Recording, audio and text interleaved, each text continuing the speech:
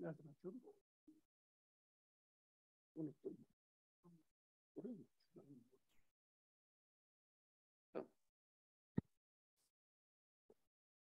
Bismillahirrahmanirrahim. Arkadaşlar, 2022 senesinde yapmakta olduğumuz ders serilerinde biliyorsunuz, eskiden paralel seminerler demiş olduğum seminerleri ikiye çıkartmış olduk. Çünkü ulumun temel serilerini tamamlamıştım. Geçen dönem ulumun ilk konsepti altında verdiğim sistematik akademik derslerin konu ve tarihçesi üzerinde konuşulan 17-18 seminerlik bir ders oldu. Bunları daha üst başlıkta ihval-i hikme dersek, nazariyat bölümüne karşılık geliyordu. Bunun pratiği olan ameliyat bölümünü ise tenvir ve tertil diye yerine göre nitelendirmiş olduğum etkinliklerimiz, çalışmalarımız biçimlendirmekteydi. Onu da güz döneminde konuşuruz diye vaat etmiştim. Tabii sunduğumuz derslerin sözünü etmiş olduğum bir önceki sezondaki o ders başlıklarından bir tanesi de Enderun rehberlik dersleriydi. Yani şu anda 2020'de yaptığım ve yapacağım bu iki dersin kendisi. Orada tenvir ve tertil üzerine 50 dakika kadar sanırım bir konuşma olmuştu. Onu bir saat önce yayına verdim. Tekrar olarak hatırlatıcı olsun diye. Bugün ise bir genel giriş yapmadan, çünkü o genel giriş mahiyetinde olan bir konuşma ve dersti. Tekrara düşmemek için ilk konumuzdan başlıyorum girişe. Sanırım birkaç ders kronoloji olarak devam edecek. Yani tarihçe konusu. Bizzat tertil nitelememi ve o düzenek içerisindeki oluşumu 2001'den beri sürdürmekteyim. Ama beni oraya kadar götüren tarihçe 83'e kadar iner. O bakımdan iki dersi Türkiye ve Almanya biçiminde mekan ve zaman ayrışmasına tabi tutarak rahatlıkla bölümleyebiliriz. Bugün tertiller öncesi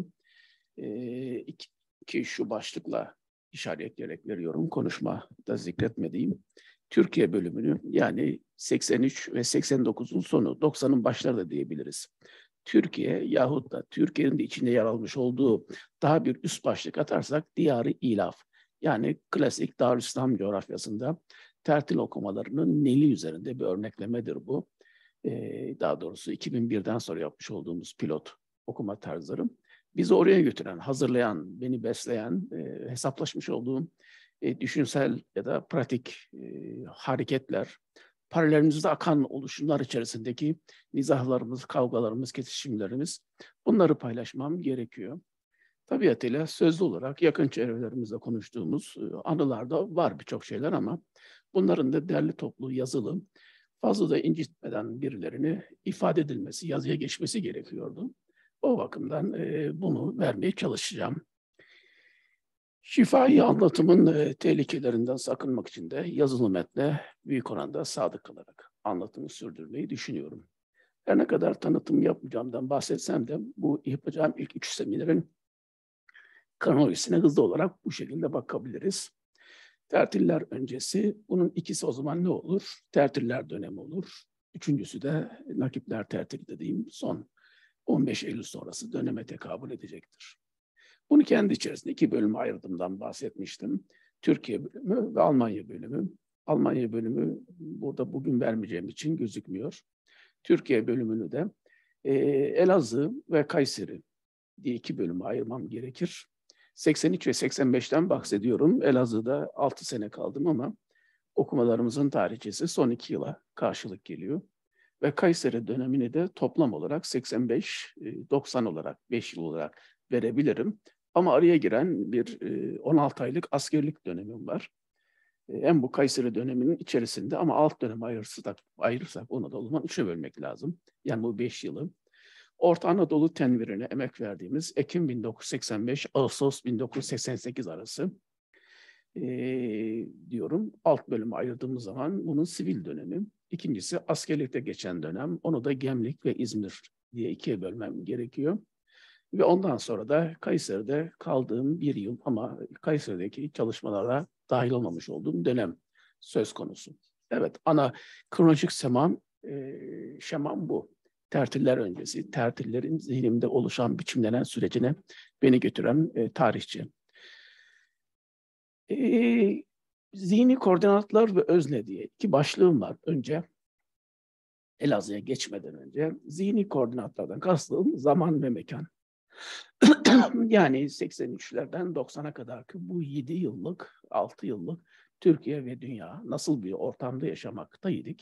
Zaman ve mekan benim tercih etmiş olduğum epistemoloji içinde ontolojik varlıklar olmayan, epistemolojik varlıklar olan olumsuzlardır. O bakımdan zihni varlıklardır, vücudu zihnidir Zuhre verdiği buna. Bu başlık altına onları verdim. İkinci olaraksa algılayan özne olarak kişi vardır. Tabii anlatan ben olduğum için perspektif içinde anlatıyoruz. Objektif anlatmak mümkün değil. Özne olarak da bu sürecin benim tarafımdan nasıl yaşandığını ve tertelere giden süreci hazırladığını paylaşmış olacağım.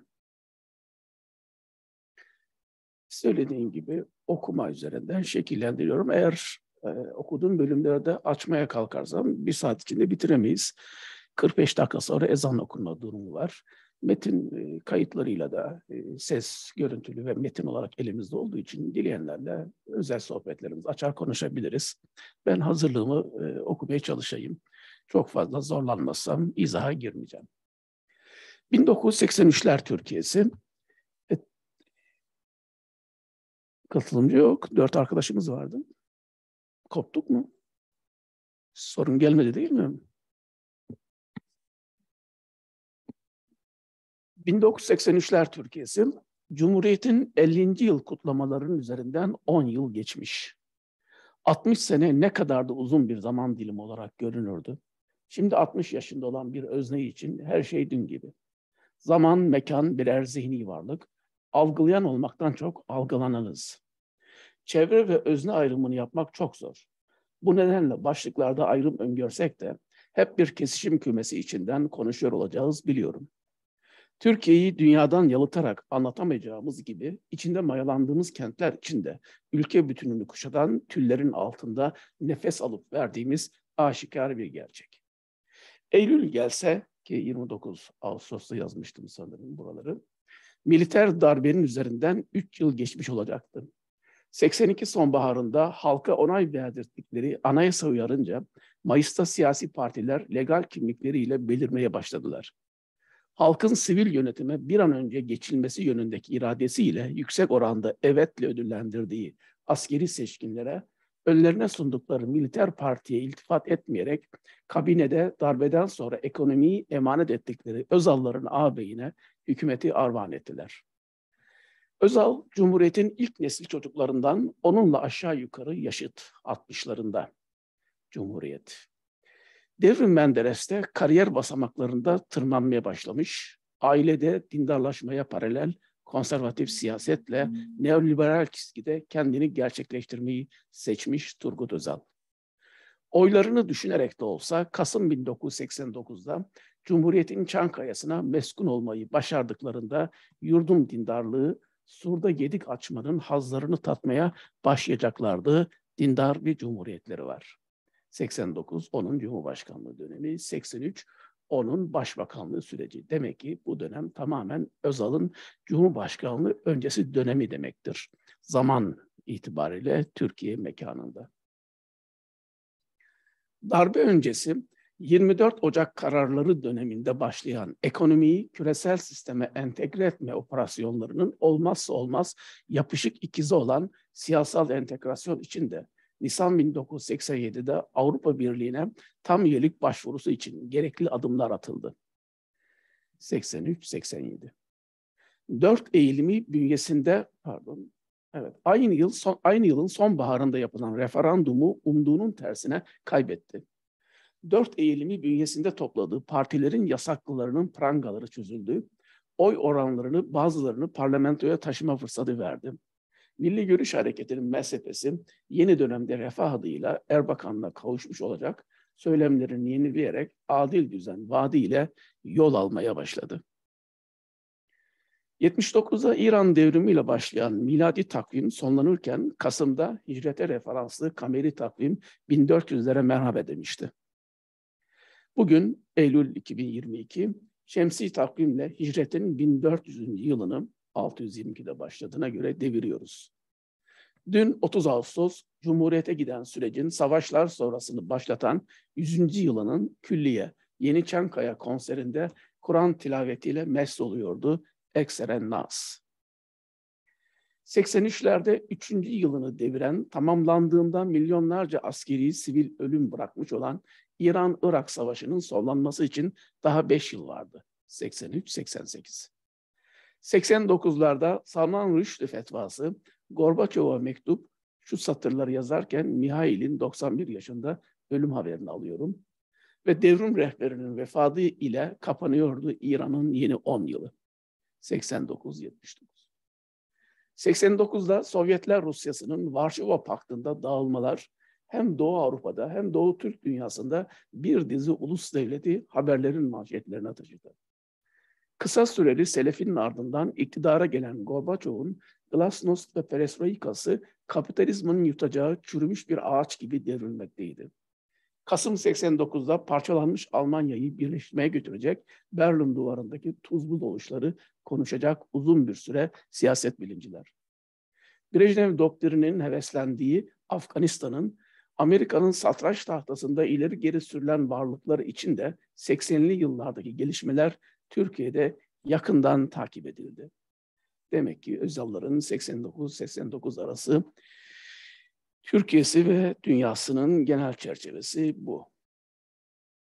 83'te özne. Tabii anlatımda zaman zaman ben sigasını, dilini kullanıyor olarak göreceksiniz. Zaman zaman üçüncü şahıs gibi kendimden o diye bahsettiğim söz konusu olacak. Bazense biz kullanımı var. Bunlar bir çelişki olarak adlandırılmamalı. Yazarken o anda dışarıdan bakma, içeriden bakma denemeleri gibi karmaşık bir zamir vardır burada. 21 yaşında dediğin zaman dışarıdan bakışıyorsun. 4 yıl önce üniversite sınavlarında kazandığı okul ve okulun var olduğu kent tercihlerinin son sıralarında yer alıyor. Kaderini belirleyecek 5-6 yıl tayin eden külli irade ve cüzi iradenin sarmaşık ağacı, geometrinin helezonik desenleri. Bir var, bir yok olduğumuz alem içi görünümlerinde bize ait olan alan oranda ne kadar da küsurattır. Cüzi irademizin büyük biyografimizdeki yerini kastediyorum. Küsurat ama mükellefiyeti asla düşürmeyecek olan anlamlı bir küsurat. 21 yaşında varlık muhasebesindeyiz. 79'da 80 sınavlarında bir şans daha tanımışız. 500'ün üzerinde puan alsanız da Dicle Tıbb'a kayıt yaptırmaktan çekiniyorsunuz. Sokaklarda her gün onlarca ölümün serimlendiği bir Türkiye'ydi. Mekan zaman. Türkiye'nin daha doğusu daha güvensiz görünüyordu. 12 Eylül sabahı organik kimya sınavı için çıktığımız yurt kapısından geçmemize izin vermeyen asker postalarıyla yeni bir dönem yazgımıza tanıklık etmeye başlıyoruz. Kayıt olmasak da doktor lakabı bir süre yakamıza yapışık kaldı. Ülkenin doğusu diyorsunuz. Niçin maruf klasik adlarıyla değil, Kürdistan değil? Her şeyin Arke-Türk endekslendiği bir eğitimin yasaklı kelimeleriyle örülü, ideolojisi ne kadar farklılaşmış gözükse de ideoloji örgüsü müşterek bir havuzdan beslenmişiz. Türk eğitim sistemi.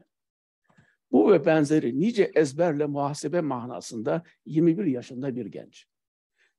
Bana ait diye bildiğim maddi kültürel şeyler ne kadar benim ve ne kadarı verili bulduklarım, ne kadarı da benim eklediklerim. Ne yapmalı sorusuna psikososyopolitik yönelimler. Sakarya'dan Fırat'a, ırmakların beslediği cennetlerde cehennemi sorular, çirkinliklerle muhasebeleşmeler. Türkçe konuşuyorum. Dilse eğer beni tanımlayan asli kimlik, ne annemi seçen benim, ne çocukluğumu geçirdiğim coğrafyayı, habitatı. Kayserili olmak benim tercihim değildi. 1960'ların Türkiye'sine 27 Mayıs darbesinin ilk bayram günü sabahı dahil olmakta. İlmik ilmik dokumu teşrih ettiğim 27 Mayıs 1981 günü tutmaya başladığım muhasebe günlüklerimin kareli metot defterlerini hatırlıyorum. Siyasi yasaklı bir dönemin üniversite gençliğiyiz. Ne bulsak okuyoruz. Balımızı sentezleyecek çiçekler topluyoruz. Belki bazen zehirler de. Fakülteye yakın bir bodrum katında kalan öğrenciler. Apomorfindi Abdullah, tannik asit oldu Taner. Bize de kemoterapetik ajanı yakıştırmışlar. Onlarca canlıya verilecek ilaç dozlarını ezberlediğimiz farmasinin kök söktürdüğü 1983 yılları. Zoolojiden zootekniğe, etüt kontrolünden hekimliğe onlarca tamamlayıcı dersin yükünden çok dert ettiğim kimlik arayışı. Nisan 1983 regaibinde veterinerlik öğrencileri ve kimi hocalarını bir yemekte topladığım ve kandil programı yaptığımız geceyi bir dönüm noktası bildim hep. Kendime gömüldüğüm birkaç yıldan sonra fakülte çapında İslami yapılaşmaya gittiğimiz yeni sosyalleşme, politize olma mevsimi. Rüyalarımda Pınarbaşı'na giderim, Aziziye. Cumhuriyet çağrışımlarını hoş bulmamış kasabanın tıpkı şimdi yaşadığım kent gibi. Harput sallandığında cüzdiye kurulan kenti Mamuratül Aziz nitelemiş Osmanlı. Ben El Aziz'in kullarından biriyim. Harap olmaya mahkum bir geleceğimi kurtarma derdinde bir imar arayan ömrüne. Rüyalarıma girer Sahabiye yıllarım, Kayserisi. Sahabiye kentinde de otururum. 7 yaşlarımda kente dahil olduğumda, yani Pınarbaşı'ndan göçtüğümüzde, belediye 100. yılını kutluyordu. 1869-1969. Dünya aya çıktığını konuşurken ben köklerimin kentine, Kaiser'in kentine dahil oluyordum. Kent genişliyor, yeni mahalleler, yeni şehirlere taşınıyordu. Yenişehir diye bir semtte oturduk sonraki yıllar. Tarih arıyordu kendine. Kah Melik Gaziler, ilkokuluma başladığım okulun adıdır. Danişmentlerden Malazgitlere çıkıyordu. 1071'lerde ilkokul 3. sınıftaydım. Kah Sümer'de bir köken arıyordu. Bu isimlerle biyografimin çizgisi süsleniyor. Çünkü Sümer Liseli adlı bir okulda okudum. Bu isimlerle biyografimin çizgisi süsleniyor. Okulum oluyordu bazen mahallemin adı. Diit, sonra İİT gibi kısaltmalarla kodladığım çocuk yaşta yaşından büyük kalkışmalara onlar da ziyaret ederler zaman zaman rüyalarımı. Sonra Kuşçu'nun kuş rüyası. 70'lerin ortalarına dek sülale adımızdı Karakuşçuoğlu. Ersözlü olmayı seçmişler aile büyüklerimiz. Babamın ön ad olarak bana verdiği Kemal. Kemal dillendiğinde onu baba kıldı. Adıma, soyadıma, sülaleme tesmiye olduklarına sahip çıkıyor. İsmiyle müsemma olmayı, ödev bilmeyi tercih ediyorum. İsimleri ben seçmedim ama ben içini doldurmayı tercih ettim. Yıllar sonra şöyle hatırlıyorum o yılları. 83-85. Soğuk bir kış günüydü. Muhtemelen bir Ocak ayı. Öğrenci evimizin ocağındaki ateşin odamızı ısıtmaya yetmediği bir bodrum katı. Generaller Türkiye'sinin öğrencileri ve toplumu apolitik inşaya duçar ettiği 80'li yıllar. Türkiye karanlıklardaydı, Türkiye üşüyordu. Tüm toplum gibi içimize kapanmış, evimize kapanmış, mahallemize kapanmıştık. Üstümüzü örtmüş titriyorduk. Dönem hafi zikir dönemiydi. Rabbe tazarru etme, el kalemin eserlerini tedris etme dönemi ve müteallik eserleri. Alakayı hep canlı tutma devri. Bu 2019'larda bir paragrafım. Bodrum rüyasını ise çeyrek asır sonra o günkü arkadaşlarımızın da hazır bulduğu bir mecliste şöyle paylaşacağız. Hala rüyalarının peşinde olanları arayacağız. Kozaklı kampında paylaştığım arkadaşlarımız hatırlatmış olduğum cümleler. Bir kuş yuvalandı, kanatlandı yuvasından, çırptı kanatlarını, çırpındığı durdu. Kaf Dağı'na doğru süzüldü. Vasıl oldu mu, olmadı mı bilemiyorum. Hafızam yardımcı olmuyor ne yazık ki. Anka ne demek? Kaf Dağı nedir? Düşlerime nereden uçuşmuşlardır? Sorup soruşturmuştum. Hadiselerin teviline ne zaman muvaffak oldum bilemiyorum. Simurg öğrenci Nisan 1983'te Bismi Rabbina kıraata başladık. Musab'ın Medine'yi fethettiği yaşta. Yani 21 yaşında. Belki 30 geç Simurg'a gönderme yapıyorum. Mağaralarımızdan çıktık. Geceleyin ellerimizde fenerler, gündüzleyin Sebhan Tavila, Müzzemmil, Müddessir suresine göndermeler. Bir rüyam var diye başlayan bir siyahi önderin meşhur konuşmasını bilir çağdaşlarım, kuşaktaşlarım. 1960'larda doğduğum yılda Martin Luther Kings'in meşhur konuşması. O rüyayla yaşıttı bu rüyanın 21 yaşındaki genci. Rüyasını gerçekleştirmeye adayan bir hayatı bildik şiirleri böyle dönüştürerek belleğine kazıyordu. Mesela meşhur Arif Nisa Nihat Asya'nın şiirini şöyle terennüm ediyordum. Şurada da yazmışım onu.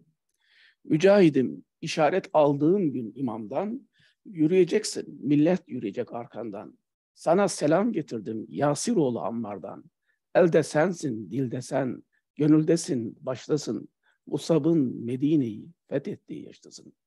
Yani çok kısa ama onlarca şeye muhalefet eden bir kimlik deklarasyonu.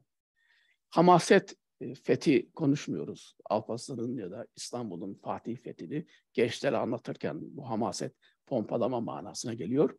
Ödev Musab'ın Medine'yi fethettiği gibi Kur'an'la toplumu fethetmek, kalpleri kazanmak için çalışmak. Ve sen buna memursun diyorum ki diyen adam da kendisi o yaşlarda ve o sözüne sadık kalmaya çalıştı. Yani er sözlü kalmıyor. Musab'ı bir kenara yazıyoruz. 40 yıl çölde Musab'la ihtiyarlamayı ihtiyar edeceğiz. Kentler Musab'sız kaldı mı derin bir hüzün çökecek üzerimize. Her Kandil istasyonunda Musab'dan enerji depolayacağız. Kandil istasyonu göndermesi, Regaib Kandili'nde başladığımız okumalara göndermeyledir. Haftanın belirli periyotlarında toplanıyor, siyer kitapları okuyoruz. Süreyya Sırım Hoca'nın üç küçük risalesi en başlangıç kitaplarından mesela. Yıllar sonra Türkçedeki bütün siyer kitaplarının fihristlerini bir araya toplama çabam o günlerde toprağa dikilmiş bir fidan olmalı. 40 yıllık yani 83-2023 arasını kastediyorum. Çöllerde izini süreceğimiz nur. Çöle ve bütün zaman ve mekana inen nurun izinde seke seke koşturmamız. Malum Necip Fazıl'ın kitabı, 70'lerde okuduğum çocukluk ilk siyer kitabım. Çöle, bütün zaman ve mekana, Türkiye, Mekke, çöl, bütün zaman ve mekan vurgusu bunun başına küresel Medine dediğimiz alana evrilecek. O kitapla paralel yıllarda okuduğum çocuklar için yazılmış bir siyer kitabının bana armağan ettiği en büyük hediye ise rüyamda Peygamberimizin Uhud Savaşı'nda kendimi bulmamdı. 11-12 yaşlarında. Yazılışının üzerinden çok geçmemiş sıcağı sıcağına gruplarda okuma repertuarımıza aldığımız Mekke Rasullerin yolunun bunlar içinde çok ayrıcalıklı bir yeri vardı. Birçok kitabı ile onu da reddeden yazarının hazin öyküsü kaderin bir cilvesi oldu. 15 Temmuz sonrası yenilen bir kadro ile beraber parmaklıklar arasında şimdi. Muarızlarının reislerinden aldığı işaretle meydanları doldurdukları geceden sonra. Mekke'ye giden yol ise Esed'in bugünün coğrafi Mekke'sini anlatan kült eseri. Bizim içinse Mekke bir mekandan öte Medine'ye varılması için yaşanması gereken bir siyer demekti.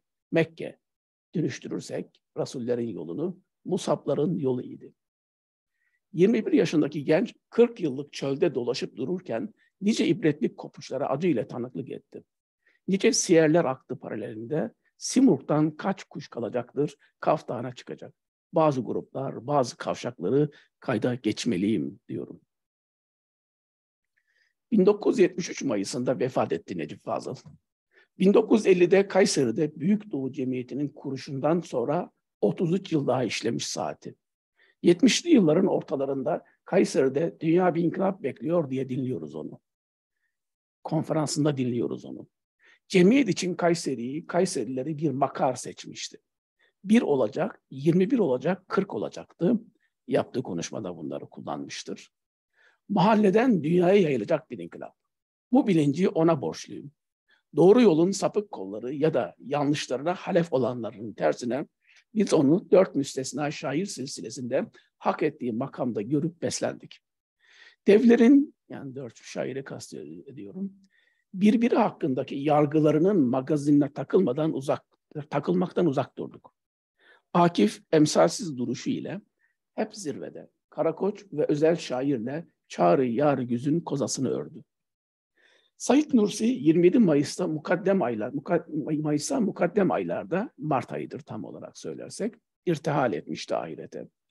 Cumhuriyet'in 37. yılında dahili muhalefetin bayraktarlığını onun yaptığı tartışma götürmez. Nur, Risale gibi kavramsal ortaklıkta siyeri dışında hareketiyle kendimizi halef-selef ilişkisinde görmemize yetecektir. Şakirtlerinden birini Harput'taki dershanesinde görmüşlükle de tabi'in kuşağına eklemlendik. Hareketin istismarından doğan Gülenizm 2000'ler sonrasında en büyük bariyer olarak karşımıza çıkacaktır. Kutubun gölgelediği zilalde gölgelendiğimiz aşikar. 20. yüzyılın cahiliyesine gözlerini kapadığında 4 yaşındaydık, 1966.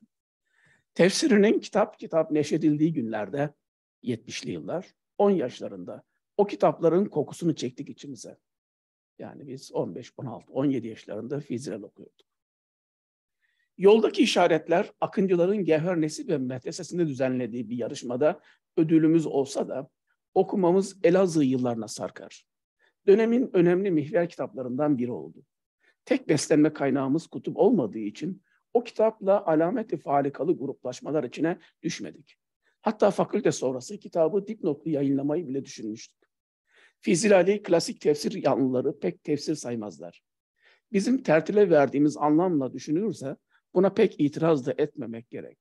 O masa başında değil, parmaklıklar arkasında yazılan fasikül fasikül dışarı çıkarılıp İvan hücrelerinde erkekli kadınlı Zeynep Gazali okunabilir. Okunan inkılap metinleriydi. Yani fizilal bir tertil metnidir, tefsir metni değil. Kutup kendisini derinden etkileyen isimler arasında anar onu. Özellikle 4 terimi. Beslenmemizde Mevdudi'nin girdileri muhakkak önemli. Siyasal bilincimizin oluşumunda atlanamaz. Kitabın Mısır'da yaşanan tartışmaları sonraki yıllar Türkiye'sinde de okunmaya başlandı. Bizim sentezimizde 4 terime bağlanan sivrilikler olmamıştır. Öğrenci evine giren yabancı saydığımız yayınlar dışında günlük 2 mevkute vardı. Yeni Devir ve Milli Gazete. Siyasi yasaklı bu yıllarda bile gazetenin üzerinde Erbakan'ın derin tesiri olduğu malum. Bizim için artık legal siyasal muhalefet geride kalan bir konuydu. 83'ten sonraki çizgimizi kastediyorum. Tenvir'in muhtevası kadar zarfını da mesajın bir parçası biliyor, Mekke'ye yatıp kalkıyorduk. Elazığ özelinde Erbakan'ı Mehdiliğe kadar taşıyan bir klikten birçok defa baskısını hissettik üzerimizde. Parti ile yöntem olarak ayrılan çizgimiz nedeniyle aramızda nüanslar olsa da o çevrelerde partisizler diye ortak bir kümeyle anıldığımızı da biliyoruz. Milli Gazete'nin fıkıh köşesine yönelen müstahar ismiyle bir süre sonra önemli bir kanaat önderi olarak belirdi Hüsnü Aktaş. Klasik fıkıh kitaplarından devşirdiği fetvalarla birçok konuda tercümeler yoluyla beslenen bir kuşağa yerli ve tarihi derinliği olan yeni bir alternatif dil önerdi. Rejim karşıtı çizgisi, cuma namazlarının edasını sorgular bir noktaya kadar evrilmişti. Bir süre sonra gazeteyle yolları ayrıldı. Hem onun ısrarlı cuma yazıları hem de başka kaynaklardan gelen beslenmeler içinde 83'te başlayan öğrenci hareketimizde Bodrum katındaki salonumuzda cumaları kendi aramızda kılıyor olarak bulduk çizgimizi. Negatif olan isimlendirmelerimizden biri de böyle doğdu. Cumasızlar. Partisizler gibi bu da nüanslarla ayrışan birçok yapılanmayla ortak olarak kullanılan bir isimdi. Yani bu başlık altındaki isimlerin hepsi birbirine benzemiyor. Birçok gruplar vardı. Cumasızlar diye anılan çuvalın içinde bir küme de İktibas dergisi çevresiydi. O yıllarda çok az telif yazısı olan, süreli yayınları bizim dikkatimizi çeken, konular açısından tarayan bir dergi olarak girdi hayatımıza. Özellikle İran konusundaki devrimi destekleyen çizgisiyle beğenimizi kazanıyordu. Ercüment Özkan'la ilgili değerlendirmeleri sonraki yıllar anlatırken sürdüreceğim. Bu milat yıllarında milattan kastım 83-85 Elazığ. Bu milat yıllarında bundan ibaretti İktibas bizim için.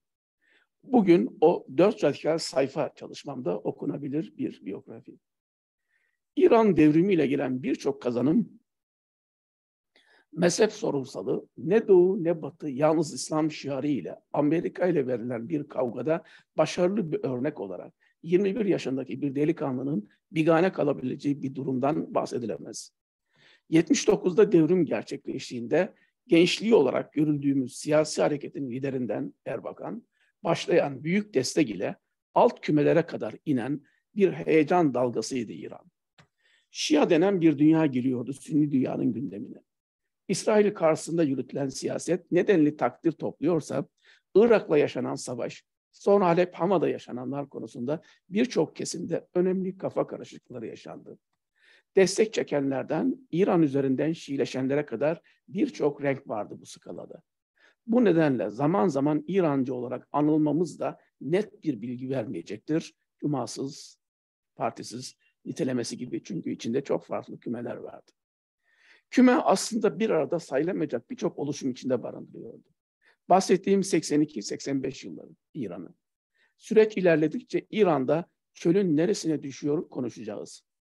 Aşırı olmayan, olmaması gereken bir noktada durduğumuzu, bu muvazeneyi hala koruduğumuzu hamd ile tahdis etmek borcum. Birçok akşam burası Tahran, İran İslam Cumhuriyeti'nin sesi radyosu diye başlayan, zaman zaman kesilen yayınlara kulak vererek yemek yediğimiz, ders çalıştığımızı da eklemeliyim. Dış radyolardan haber almanın tüm kesimlerde bir alışkanlık olduğu askeri rejim yılları. BBC liberallerin, Lili Marlen çalan Zagreb radyosu solun mesela. Acaba hangisi Selahattin'in eşin diye bahse girerdik mesela. Devrimin erken yıllarında Erbakan'la takas etmek için uçak kaçıran abilerimiz vardı. Darbe öncesi onların çıkardıkları dergilerde tanımıştık o yıllarda öldürülen Ali Şeriati'yi. Üzerinden toplum bilim, Ebu Zer, Fatıma'nın farkındalığı ve diğer aydın ulema İran'ı. Akıncı ardılı gençlerin duyargalı yelpazeleri genişti. Duyargaları, yelpazeleri genişti. Fatih akıncılarından Metin'in dava arkadaşları vardı Elazığ'da aramızda. Darbe öncesi Türkçü kesince vurulan bir arkadaşımız da evdaşımızdı. Abdullah Satır. 2 Ekim 85, Aralık 89 Kayseri. 6 yıl aradan sonra Kayseri. İçerisinde Türkiye'deki son 5 yılımı geçireceğim ailem, akrabalarım, ilk orta lise arkadaşlarımın olduğu Hazeri memleketim.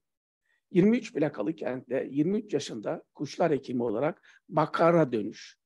Toprak çağırıyor diyeceğim ama 5 yıl sonra kısmetimizin beni yine başka diyarlara taşıyacağından haberim yok. Öğrencilik yıllarında başladığımız Ashab-ı Cennet sınavlarında tabakadan tabakaya evrilecek, mutedil kalıp kalamadığımıza denileceğiz. Kalem Suresi 3. bölüm altında. İş hayatı, askerlik, evlilik, baba oluş, istasyonlarımız. 16 ay kadar askerlik periyodu bu süreyi, yani Kayseri süresini ortasından keserek 3'e ayırıyor. 3 parçaya da sivil dönem demek mümkünse de Araf diye nitelemek daha açıklayıcı olacak. İlgili paragraflarda açacağız. Döneme ait 2 metin üzerinde de konuşmak istiyorum. Orta Anadolu Tenviri, Ekim 85, Ağustos 1988. Bu genel bir girişti. Şimdi böldüğüm Kayseri dönemini 3 başlıkta vererek bitiriyorum.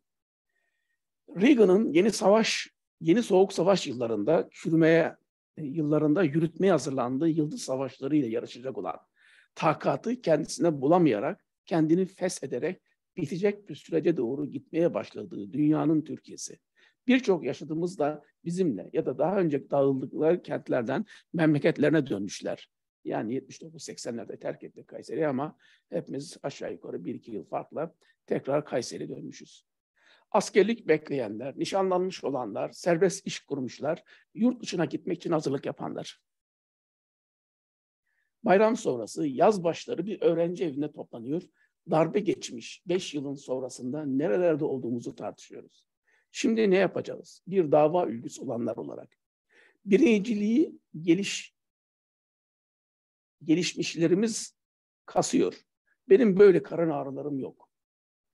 Bu tez Medine devlet beklentisinden medeniyet vurgusuna çevirecek söylemlerini. ANAP'ın 4 eğilimi topladığı bir vasatta milli görüş bir çıkış yolu bulacak beklentisinde olan pek görülmüyor toplantılanlar arasında. Devrimin Irak Savaşı, Suriye olayları dolayımında heyecanı sönmeye başlamış.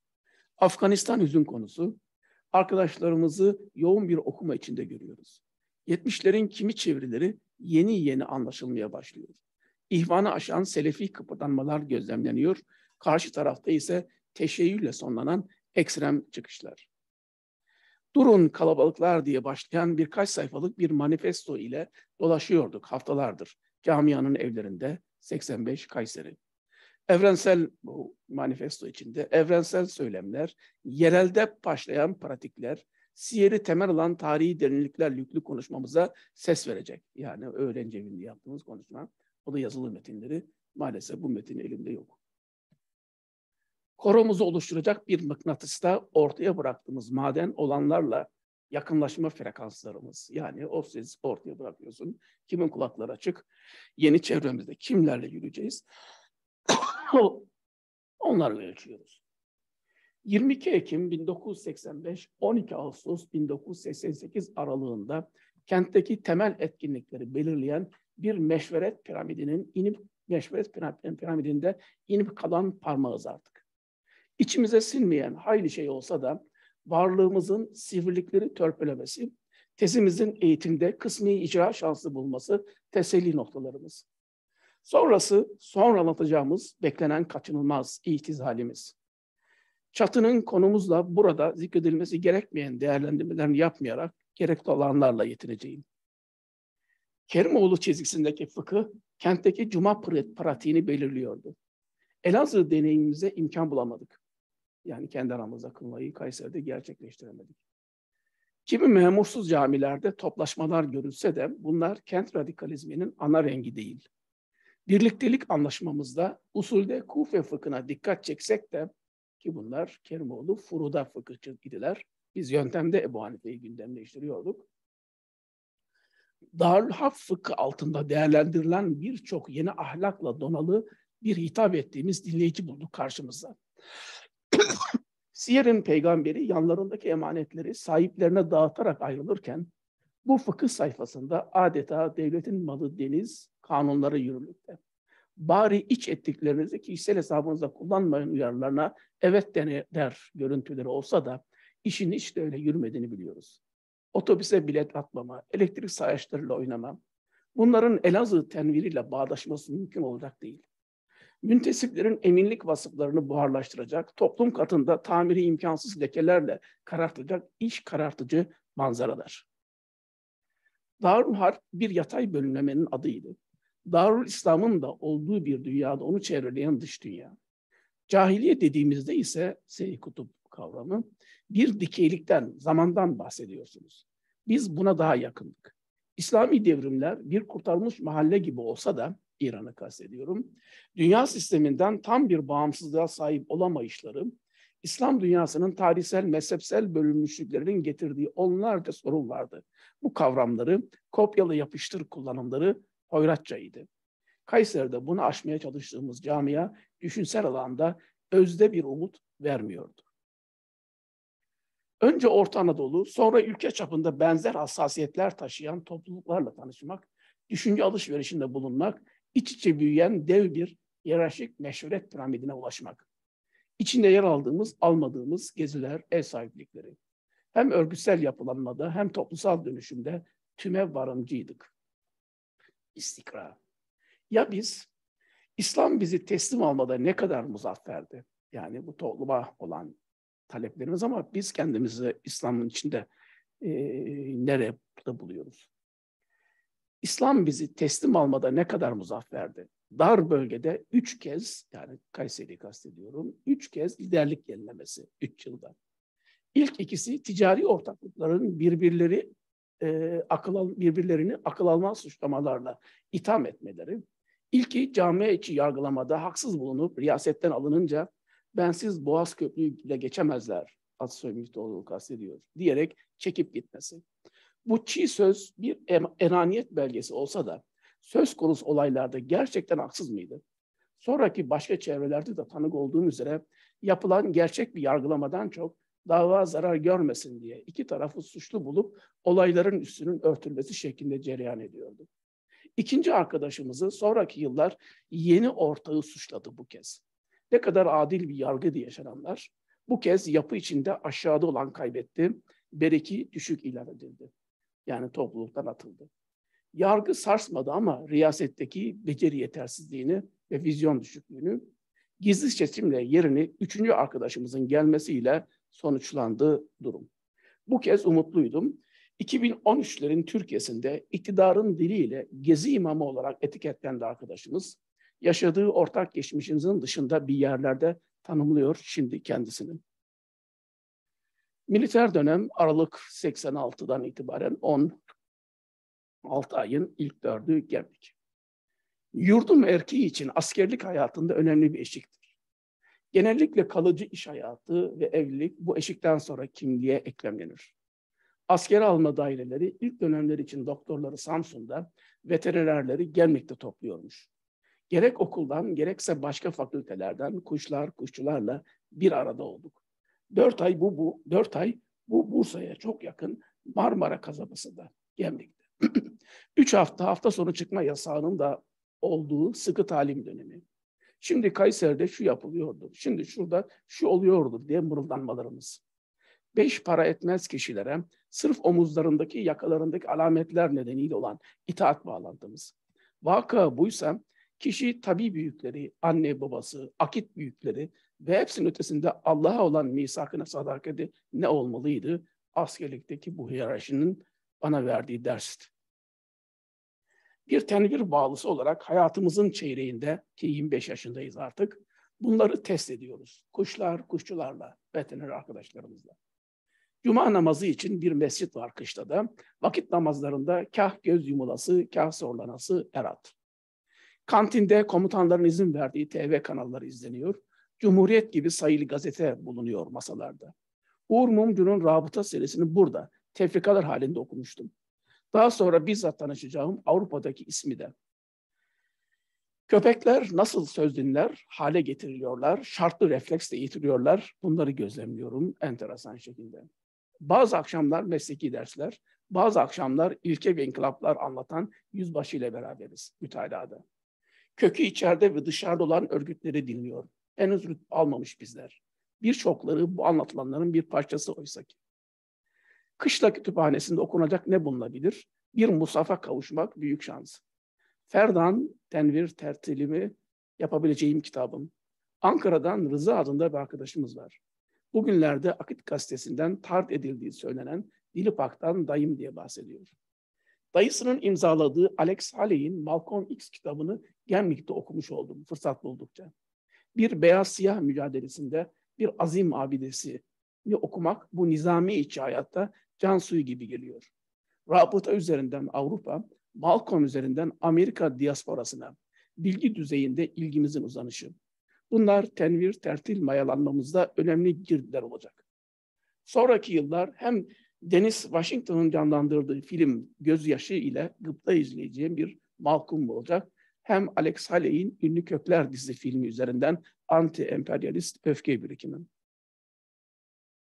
Hafta sonunu hem Gemlik'te hem Bursa'da ziyaretlerle değerlendirdim.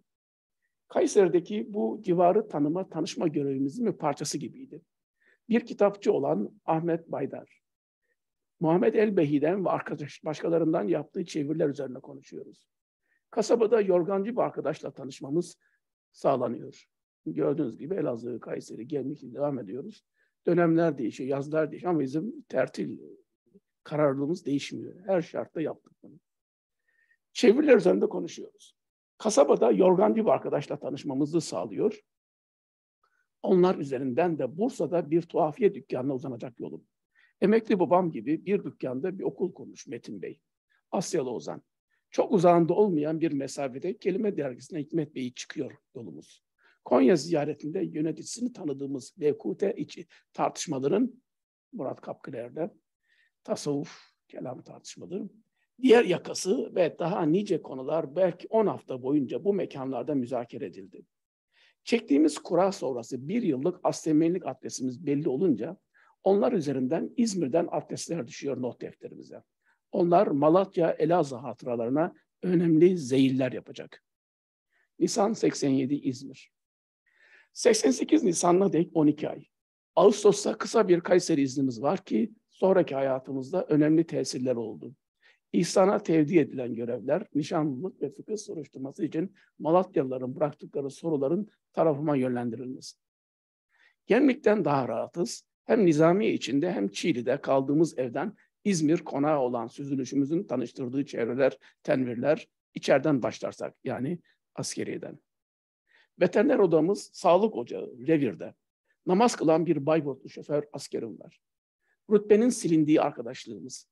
Eczaneye bakan İsmet, onu sık sık ziyarete gelen telsizden Veysel Assubay, Gülen'in cemaatinden. Dişçimiz Asteğmen, din iman konularında duyarsız. Namazlı oluşumuz üzerinden Asteğmenler yakınlık duysalar da Fethullahçıları kastediyorum. Biliyorsun İzmir merkezi. Tam olarak kategorize edemediklerinden rahatsızlar beni.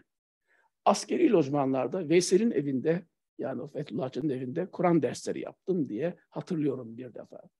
Alaaddin isimli bir albayın evinde bir lamba ışığında oturmuştuk. İsmet Özel'i beğenirdi. Arkadaşları iktibas okurları. Bir arkadaşları bayram törenlerinde olay çıkardığı için Atatürk'e hakaretten, askerlikten tard edilmiş. 14 Nisan'da terminalden subay elbiseleriyle Kayseri'den çıktım. Elimde valiz olduğu halde geldiğim, açılana kadar kapısında beklediğim bir pasajdan Bodrum katında bir kitap evi, İnsan Yayınları. Hafta sonları çoklukla buradaki sohbetler de geçti. Aladaş'ın Sefer'in evinde yapmışlığım, İzmirli onlar üzerinden tanıştığım esnaflarda yemek yemişlikleri var.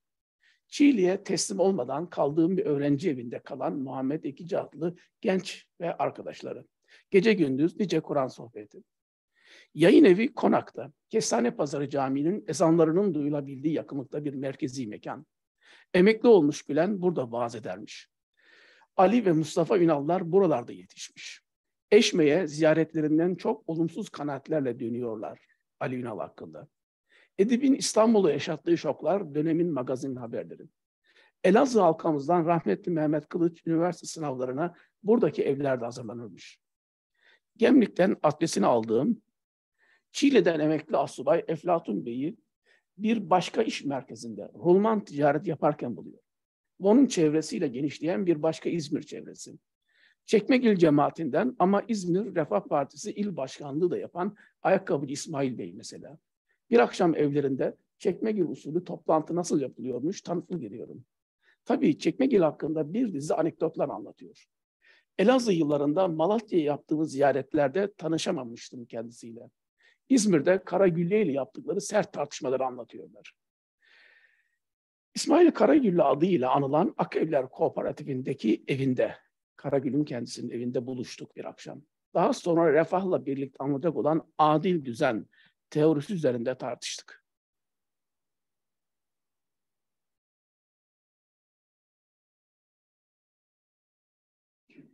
Bir başka akşam kooperatifin bir başka evinde emekli astsubay Süleyman Aslantaş'ı dinliyoruz. 1987 olayla açığında orada olan bir içeriden tanık. Nice olaylar birbirine nasıl bağlanıyor hayatınızda hayret ediyorsunuz. Yıllar sonra Süleyman Bey de doktor yeğeniyle girecek hayatımıza. Kayseri tertillerini başlatacak ilk nakib olan İbn Sina Hastanesi dahiliye mütehassısı. İzmir'de okumuş tıbbı, Elazığlı dayısının bacanağı Adanalı Eflatun Bey'in damadı olmuş. Eflatun Bey bizler için 70'li yılların küçük akıncıları iken Kayseri'de adını duyduğumuz ve kendisine yaklaşmamamız konusunda uyarıldığımız bir tabu isimdi. Şimdi savunma ağzından öteki akıncıları ve bacanağı ile birlikte Hizb-ut Tahrir davasından sonra hapishanede ziyaret ettikleri Ercüment Özkan'ın hikayesini dinliyoruz. Şimdi felçli halde. Elazığ'da takip etmeye başladığımız gazetesi, daha doğrusu dergisi yayına ara vermiş. Onun Özal'ın 163. maddeyi kaldırması sonrasında İslam Partisi adıyla parti kurma yolunda niyetleri var. Mealciler adını verdiği bir grup gençten müşteki Ercüment Bey ama en yakın çalışma arkadaşları şimdi onu aşırı bulup mesafeli durmaya başlamışlar. Bir başka akşam Eflatun Bey'i evinde davalı olduğu bir arkadaşı ile cemaat içi yargılanırken buluyoruz. İki tarafta kusurlu bulunup yatıştırılmak istenmesi ne adaletli bulunuyor Kayseri'deki hadisenin bir benzeri. İnsan Dergisi çevresini İzmir öncesi Kayseri ziyaretlerinde ağırlamıştık. Dergi bürosunda dönemin yayınlanan tüm Müslüman referanslı dergilerini barındırmamız nedeniyle benzersiz bulunuyorduk. Taşra'da ziyaret ettiğimiz yerlerde. Bazı isimler dergideki Sayit Hakim takma isminin ben olduğum konusunda spekülasyonlar yapıyorlardı. Uzun sakallarıyla bir başka renkli sima olarak Kansızoğlu'nu hatırlıyorum. Kerimoğlu sonrası Milli Gazete'de onun yerini alan Mehmet Talu gibi ilahiyatçı, medreseli bir çarşamba cemaati İzmir kanaat önderi. O da soruşturma sorularını cevaplamakla meşgul. Karaman'dan Çekmegil'e, Sifil'den bize kadar birçok isim 35 sene önceki bir anlayışın tonlarını nasıl temsil ediyorlar? Bu edisyon bu bakımdan önemli. Ayrıca bizim o yıllarda Kayseri'ye hakim kılamadığımız ve kopuşu kaçınılmaz olan sonun izlerini bulmak için de içeriden bir tanıklık buradaki yazılar. O dönemde ben nasıl düşünüyordum ve Kayseri nasıl bir hareket. Tertiller sonrası dönemi önceleyen Elazığ sonrası gelişmeleri yansıtan bir metin olarak da önemli bu çalışmamız. Ve son 88-89 Araf diye nitelendirdiğim dönem. Nisan'da Makarrı Kayseri'deyiz tekrar. Öğrencilik, askerlik hayatımızda tenvirden kopmadan yaşama kararlılığımızda şimdilik başarılı gözüküyoruz. Bizi bekleyen yeni sınavlar ve dönemeçlerdeyiz. Yaş 26. Rejim kayıtlarının dışında olmak kararı onca sıkıntıyı büyüterek sarıp sarmalayacak bizleri. Nişanlılıktan evliliğe giden süreçte bir maişet sahibi olmak için Tarım Bakanlığı'na başvurup bir kasabada veteriner hekim olarak devam etmek ne bizim için de bulunduğumuz yapının kaldırabileceği şeydi. Memurluk yemini konusunda Saadettin Hoca fetvasından Atasoy Müftüoğlu pratiğine kadar önümüzde bir dizi olmaz vardı. Babamın katkıda bulunduğu bir sermaye ile arkadaşlarımızın birçoklarının ortağı ya da çalışan olduğu bir yapıya implante olmuşuz. Hem buradan alacağımız senelik kar payları hem de yapı bünyesinde gevşek bir büro işiyle maişeti aşmamız, etkinliklere devam etmemiz mümkün gözüküyor. Öyle de başlıyoruz, içimizin başka konularda rahat olmadığı bir ortamda. Cemaat adına bir payın bir arkadaşımızın adına gözükerek şirkette yer alması, açılan bir dershanenin devamı için zaruret görülerek fetvaların nasıl gevşetilebileceğinin gözlenmesi vesaire vesaire. Birçok gün kutlamaları Türkiye'de ilk kez Kayseri'de gelenekleşti. Kudüs günü mesela. O gün için yazdığım bir makalenin korunamamış olmasına üzülürüm. Evlilik toplantıları gibi sosyal olayları bir fırsat bilip Mekke'de Resul'ün panayırlardaki kalabalıklara ulaşma sünnetini aktüelleştiriyorduk. Bu bağlamda Kur'an'da Ailenin Tarihi adlı bir çalışmam okundu 3 Ağustos 1988 akşamı. İleride tertillerin 3 aşamasından bahsederken fert, ev, şehir biçiminde çizerken genişlettiğimiz halkaların ortasında yer alır ev. Sabiye Rüşdiye nice okumalarla tamamlayıcı cüzlere açılır. İslam'ın akitler üzerine kurduğu muamelat hayatı akitler üzerine yükselir. Nikahta, ticarette, tertillerde. Bir saati bulmayan bir görüşmede hayat arkadaşı olarak seçtiğim Müslümana, seçtiğim hayat tarzımı anlatarak hayat arkadaşım olmasını istedim. Diplomat belirlemiyordu beni, maişetin kefili Allah'tı. İsviçre yasaları değildi güvencemiz, Allah'a vereceğimiz söze sadakatti. Soruşturmadaki cevapların kısa süre önce yayınlanmış bir kitap olarak elimize ulaştı. Bir hafta kadar müşterek bir Hira'daydık. Dışarı kapalı, Hira bilincini okuduk, önümüzü konuştuk. Yıldızlı bir yaz akşamı, aylardan Ağustos, hürriyette bir evde son kez bir araya geliyoruz. Bir ıssızlık çöküyor yüreğime, bu kadarmış. Konu önemli ama daha önemlisi birikmiş tıkaçlar, diren edilmeyen soluk boruları, gökteki yıldızla, yerdeki yıldızların yani vahiy metinleri, Necim'le, Kur'an metinlerinin bir araya gelememesi. Öz ve sözün başkalığı. Bir bankta, Mimar Sinan Bankı'nda karar veriyorum. 12 Ağustos gündüzünde taraflara tevdi ederek vedalaşıyorum. 14 Ağustos, 2 gün sonra takvim dönüyor, yeni bir hicri yıla geliyoruz, 1 Muharrem. Yeni bir zamana çağırıyor bizi kader, belki yeni mekana. Muharrem'den Ramazan bayramına uzanan 9 ay 10 günlük süre için alakın menkibesini yazacağım sonraki yıllar. Kar yuvarlanacak, dağ yuvarlanacak. Birbiriyle bağlantılı bir örgü dokusu içindeyseniz, yumurtaları tek sepete koymuşsanız, B, C planınız yoksa zor bir sınav bekler sizi. İşten de açığa düşmüşsünüzdür. Memuriyet, akademik hayat hem başvurur vurmaz sonlanan süreçler değil, hem de ilkeler nedeniyle onlara kapıyı kapamışsınız. Ayrıca itizal ettiğiniz çevreyle onlarla aynı kentte bir başka çalışma huzursuzluk verici. Bir göç kaçınılmaz gözüküyor. Karpuz atanda bir gıda kontrol işindeyiz kısa süre. Hocam gelmesen de olur. Diplomam burada dursun. Nasıl? Sen bizi gör, biz de seni. Olur yok olanların 6 ay içinde Almanya'ya dönüş yapılırsa hakları yanmayacak eşimin imkanına tutunarak bir 10 sene için vesilelere tevessülen yoldayız. Öyle bir çırpıda değil. Davet edilmem için 1 yıl beklemem gerekecek. Zindan olan kentte. Tenvir ve tertilden kopuk 1 yıl diyerek tamamlıyoruz. Önümüzdeki derste tertiller öncesi Almanya sürecindeki bizi besleyen konular konuşalım arkadaşlar. Hayırlı geceler olsun.